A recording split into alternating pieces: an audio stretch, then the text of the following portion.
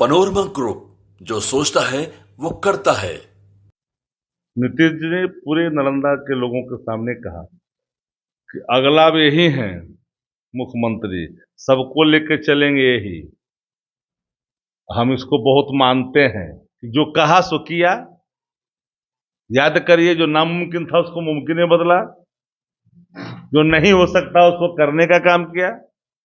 आप बार बार ये पूछ रहे हैं मीडिया के साथी कि भाई तेजस्वी जी युवा चेहरा है। अनंत सिंह को जमानत मिला है हाईकोर्ट से।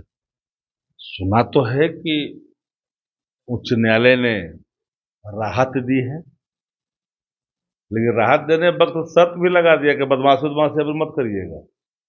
ये भी कहा है, क्योंकि इसके पहले वाले में जमानत मिला था तो उसमें भी शर्त था।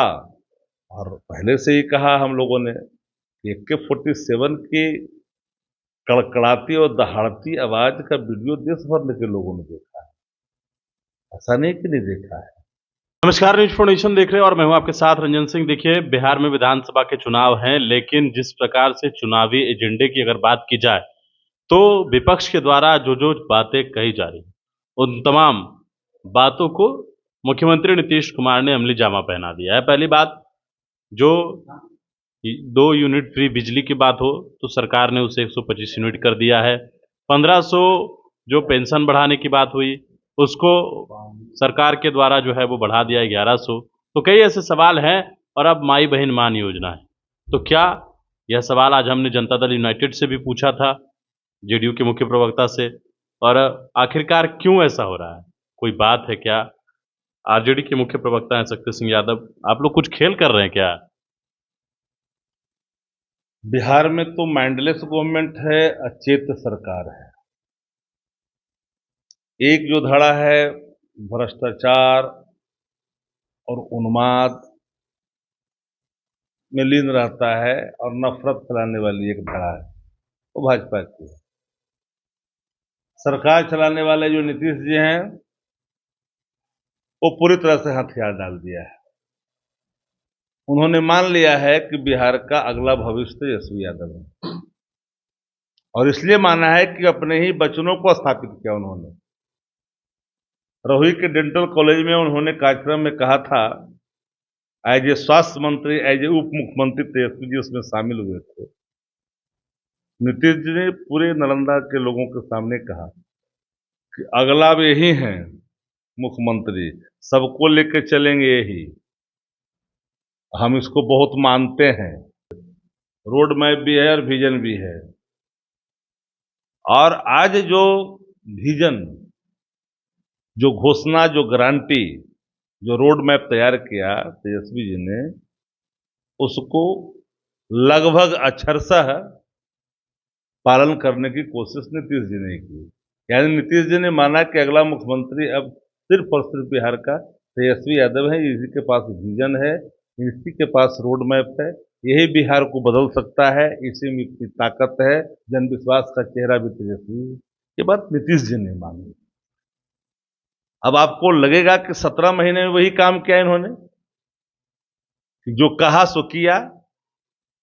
याद करिए, जो नामुमकिन था उसको मुमकिन में बदला, जो नहीं हो सकता उसको करने का काम किया।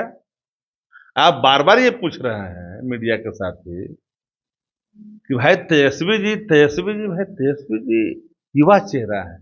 अब डेमोसाइल नीति जो कहा था लागू हुआ कि नहीं? युवा आयोग कहा था लागू हुआ कि नहीं? जरा बताइए। हम लोग रसोईया वाली बात कहा था, वो अभी लागू हुआ। लगातार इन बातों को जोर दे करके हम लोग कहते रहे कि भाई डेमोसाइल पूर्णतः बिहार में लागू होनी चाहिए। आप लोग के पास तो कुछ बचा नहीं एजेंडा। अभी तो हम लोग 3% कहा है, अभी पूरा तो देख ही रहे हैं ना, बाकी बचा ही हुआ है ना। अभी नीतीश जी ने तो समयवार में स्वीकार कर लिया। और एक बात आप जान लीजिए कि तेजस्वी जी के ही इर्द गिर्द बिहार की राजनीति की धुरी होगी, और तेजस्वी जी ही के इर्द गिर्द बिहार में नैरेटिव होगा। जो तेजस्वी जी सेट करेंगे नैरेटिव, उसी पर रेंगना पड़ेगा पूरी भाजपा को, पूरी जदयू को। अनंत सिंह को जमानत मिला है हाईकोर्ट से। सुना तो है कि उच्च न्यायालय ने राहत दी है, लेकिन राहत देने वक्त शर्त भी लगा दिया कि बदमाशी अब मत करिएगा, ये भी कहा है। क्योंकि इसके पहले वाले में जमानत मिला था तो उसमें भी शर्त था कि भाई अब अपराध वाला काम नहीं करिएगा। इस बार भी वही बात कहा गया है कि भाई सब काम मत करिएगा, बदमाशी से दूर रहिएगा। जब भी कोई न्यायालय के निर्णय आते हैं तो तफ्सीस की जो प्रतियां होती है पुलिस अनुसंधान की, महत्वपूर्ण होता है। और अनुसंधान में अगर छेड़छाड़ होता है उसका लाभ मिल जाता है सीधे तौर पर जो आरोपी होता है। हम कोई न्यायालय के निर्णय पर टिप्पणी नहीं कर सकते। न्यायालय का निर्णय न्यायालय का निर्णय। देखिए, न्याय मिलना और आदेश आना, फैसला आना, दोनों दो पहलू है। मैं मानता हूं कि एक फैसला आया है लेकिन को राहत मिली है।